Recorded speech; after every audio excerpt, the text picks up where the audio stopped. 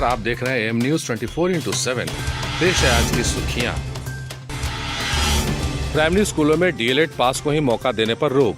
Patna high court ने एक महत्वपूर्ण आदेश में कहा कि राज्य के प्राथमिक विद्यालयों के शिक्षक नियोजन में केवल 2 वर्षीय डीएलएड पास अभ्यर्थियों को नियोजन करने का आदेश भेदभावपूर्ण एवं असंवैधानिक है। बिहार सरकार के शिक्षा विभाग ने 17 दिसंबर 2019 को आदेश जारी किया था कि प्राथमिक विद्यालयों के शिक्षक नियोजन में केवल 2 वर्षीय डीएलएड पास प्रशिक्षित लोगों को ही नियोजित किया जाएगा। यदि ऐसे लोग नहीं मिले तब स्नातक शिक्षक अभ्यर्थियों के नियोजन पर विचार किया जाएगा। संविधान के अनुच्छेद 14 का उल्लंघन मानते हुए कोर्ट ने इस आदेश को तत्काल रोक लगा दिया। पटना सिटी और मुन्नाचक में लाखों की लूट। पटना में अपराधी बेखौफ हैं। बेखौफ अपराधियों ने पटना सिटी के मारूफगंज और पत्रकार नगर थाना के मुन्नाचक में लाखों की लूट की है। जहां मारूफगंज स्थित एसबीआई में भाई के साथ रुपए जमा कराने जा रहे मंसूरगंज के दाल मंडी के थोक कारोबारी 28 वर्षीय अविनाश कुमार से अपराधियों ने दिन दहाड़े गोली मारकर 15 लाख रुपए लूट लिए और फिर हवाई फायरिंग करते हुए फरार हो गए। वहीं बेखौफ अपराधियों ने मुन्नाचक और चित्रगुप्त नगर बाजार स्थित ज्वेलरी हाउस को लूट लिया। अपराधियों ने दुकान से 15 लाख के गहने और 30,000 कैश लूट लिए। वहीं खरीदारी करने आई महिलाओं से भी उनकी चैन, कान की बाली, अंगूठी आदि लूट ली। इसकी कीमत लगभग 2 लाख आंकी जा रही है। घटना की जानकारी मिलते ही एसएसपी सिटी एसपी पूर्वी सहित अन्य पदाधिकारी मौके पर पहुंच गए। पुलिस प्रशासन को यह सोचना होगा कि अपराधियों का मनोबल इतना बढ़ा क्यों है। राज्य में संक्रमितों की मौत की संख्या हुई 100 के पार। सोमवार को सरकार द्वारा जारी आंकड़ों के आधार पर राज्य के कुल संक्रमितों की संख्या 12,140 है, जिसमें एक्टिव मरीज 3,025 हैं और 9,014 कोरोना संक्रमित मरीजों ने संक्रमण को पराजित करने में सफल रहे हैं। हमें और सतर्क रहने की जरूरत है। महागठबंधन में तकरार, अब गोहिल का इंतजार। सियासी समर शुरू होने वाला है। महागठबंधन में अभी तक घमासान है। समन्वय समिति भी नहीं बन पाई है। टाल मटोल की राजनीति जारी है। कांग्रेस अध्यक्ष सोनिया गांधी के दरबार में घटक दलों की गुहार के बाद अब बिहार कांग्रेस के प्रभारी शक्ति सिंह गोहिल का इंतजार है, जो आज आने वाले हैं। साथी दलों को उम्मीद है कि गोहिल अकेले चल रहे राजद पर दबाव बनाने में कामयाब हो सकेंगे। थम रहा है थोड़ा सा गलवान विवाद। चीन की पीपुल्स लिबरेशन आर्मी लद्दाख के गलवान घाटी और पेंगोंग झील के 4 स्थानों से पीछे जा रही है। इतना ही नहीं, वहां बनाई गई संरचनाओं को भी ध्वस्त कर रही है। करीब 20 दिनों के भारी तनाव के बाद चीन की मनमानी में आई नरमी खुशी का मौका न सही एक बेहतर संकेत तो है। गलवान में विवादित जगह से अपना अस्थायी तंबू लेकर पीछे जाने की चीनी पहल एक ऐसा समाचार है जिसका इंतजार भारत ही नहीं दुनिया को था। यह स्वीकार करने में कोई हर्ज नहीं कि भारत की ओर से डाले गए चौतरफा दबाव की वजह से चीन ने कुछ नरमी दिखाई है, पर इस एक नरमी की वजह से अभिभूत नहीं होना चाहिए।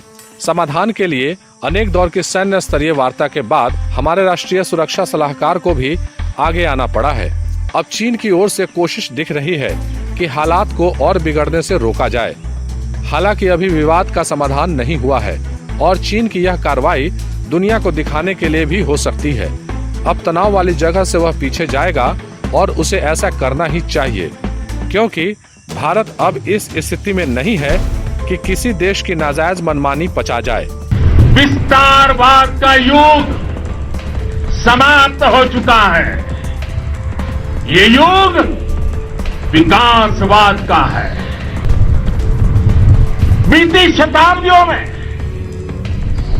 विस्तारवाद ने ही मानवता का सबसे ज्यादा हित किया, मानवता को विनाश करने का प्रयास किया। भारत सरकार ने एकाधिक कदम चीन को यह संकेत देने के लिए उठाए थे कि अगर वह पीछे नहीं हटा तो मजबूरन उसके खिलाफ फैसलों का सिलसिला चल पड़ेगा। भारत से मिले शुरुआती संकेतों को चीन यदि समझ गया है तो यह जरूर खुशखबरी हो सकती है। विशेषज्ञ मानते हैं कि चीन केवल अपने आर्थिक हितों को लेकर चिंतित है। उसे 1962 से पहले या उसके बाद भी भारत की ज्यादा परवाह कभी नहीं रही है और वह अपनी भारत संबंधी नीतियों या मंशा का इजहार पाकिस्तान के साथ दोस्ती निभाते हुए सतत करता रहा है। भारत में जब 59 ऐप पर पाबंदी लगी, जब अनेकों ठेके रद्द हो गए, तब शायद चीन जागा है। हालांकि इसमें रूस की भी भूमिका बताई जा रही है।